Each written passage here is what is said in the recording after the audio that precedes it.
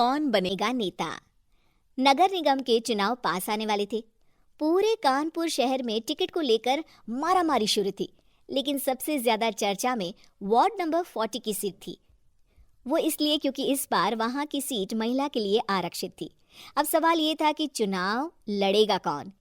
इससे पहले ठाकुर साहब वहां से पार्षद थे और इस बार उन्होंने अपनी पत्नी सीमा ठाकुर को टिकट दिलवाई और ठाकुर साहब की शान के कारण सीमा जी ने 20,000 वोटों से चुनाव जीत लिया।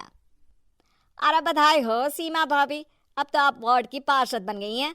अब तो हमारे काम आप ही करवाएंगी। अरे ये तो सिर्फ नाम की पार्षद बनी है, वो तो महिला सीट आ गई, वरना पार्षद तो मुझे ही बनना था।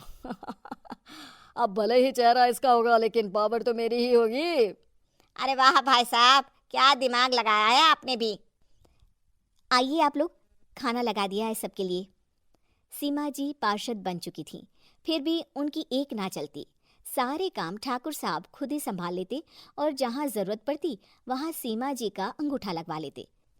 सीमा जी ज्यादा पढ़ी लिखी भी नहीं थी। एक दिन ठाकुर साहब और सीमा एक प्रोग्राम में जाते हैं। अरे ठाकुर साहब, आप आ गए। ओहो, पार्षद मैडम भी आ गई हैं। स्वागत है आप दोनों का। लगता है हमारे पार्षद फंड का सही इस्तेमाल हो रहा है। चलिए अब उद्घाटन करते हैं। ये लीजिए ठाकुर साहब कैची, आप ही सबसे पहले प्रवेश कीजिए। सब लोग आगे निकल जाते हैं और सीमा जी पार्षद होने के बावजूद भी पीछे खड़ी रह जाती हैं। वो देखती हैं कि वेलकम बोर्ड पर उनका नाम है, लेकिन महिला होने के कारण कोई उनका सम्मान नहीं कर रहा। अगले दिन एक आदमी उनके घर आता है। अरे ठाकुर साहब नमस्कार। कल ना हम नोटिस किए कि हमारा घर तो अवैध है और नगर निगम वाले उसे तोड़ने आ रहे हैं। अरे कुछ कीजिए ना ठाकुर साहब। देखो भाई, मैं तो ज्यादा कुछ कर नहीं सकता, पर अगर तुम सबकी जेब गर्म कर दो तो कुछ हो सकता है। कुल मिलाकर 4 लाख लगेंगे। अरे 4 लाख ठाकुर साहब? अरे भाई, मैं अपने लिए नहीं मांग रहा हूँ। दरोगा है, इंजीनियर बाबू है, बड़े साहब है, सबको देना पड़ता है ना थोड़ा थोड़ा। बोलो है मंजूर? तभी वहां अचानक सीमा जी आ जाती हैं। अरे ये आप क्या कर रहे हैं? पहले इन्हीं लोगों से तो आपने वोट मांगे, अब इनसे ही पैसे ले रहे हो। अरे चुप रहो तुम। तुम्हारा काम है सिर्फ अंगूठा लगाना, तुम वही किया करो। मुझे दूसरे काम तुम मत सिखाओ, समझी? और तुम ना जाओ, अब पैसे लेकर आओ, वरना जेसीबी किसी भी वक्त आती होगी। सब कुछ ऐसे ही चलते रहता है। एक दिन सीमा जी और ठाकुर साहब को एक लोकल मीटिंग में बुलाया जाता है। वहां पर कई और अधिकारी लोग भी मौजूद रहते हैं। अब मैं चाहूंगा कि ठाकुर साहब हमारे बीच 2 शब्द कहें।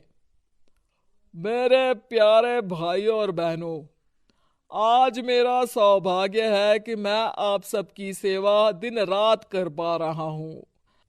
आपने मेरी पत्नी को भारी मतों से जिताया है, इसलिए मैं आप सभी का शुक्रगुजार हूं। मैं आप सबसे वादा करता हूं कि हमेशा की तरह हमारे वार्ड में किसी को कोई तकलीफ नहीं आने दूंगा। सभी लोग तालियां बजाने लगते हैं। अब मैं माननीय पार्षद मैडम को स्टेज पे बुलाना चाहूंगा। अपने नाम को बुलाया सुनकर सीमा जी एकदम चौंक जाती है। उन्हें बिल्कुल उम्मीद नहीं थी कि इतनी बड़ी जगह उन्हें मंच पर बुलाया जाएगा। जैसे तैसे वो मंच पर चढ़ती हैं। ऊपर जाती ही सीमा जी को सारी पुरानी बातें याद आ जाती हैं कि किस तरह उनके पति उन्हें कभी भी आगे बढ़ने नहीं देते और उनके नाम से गलत काम करते हैं। वो बोलने लगती हैं, मैं आपके वार्ड की पार्षद सीमा हूं। आप में से बहुत कम लोग ही मुझे जानते होंगे, क्योंकि इससे पहले मुझे कभी ऐसा मौका ही नहीं मिला। सारे मौके मेरे पार्षद पति यानी आपके ठाकुर साहब ही लेते रहे, लेकिन आज ये मौका मुझे मिला है तो मैं इसे ऐसे ही नहीं जाने दूंगी। मैं आपको ये बताना चाहती हूं कि आपके ठाकुर साहब मेरे नाम की आड़ में गैर कानूनी काम करते हैं, जिस पर अंगूठों के निशान मेरे होते थे। इसीलिए मैं अपनी गलती मानती हूं और आज अपने पद से इस्तीफा देती हूं, ताकि आगे से कोई गलत काम ना हो पाए। अब फैसला आप सबके हाथ में है कि आप हमें क्या सजा देना चाहते हैं। सीमा जी की बातें सुनकर ठाकुर साहब के चेहरे का रंग उड़ जाता है और वो शर्म से मुंह नीचा करके वहां से चले जाते हैं और पद से इस्तीफा देकर ही सही सीमा जी अपने आप में आत्मविश्वास महसूस करती हैं।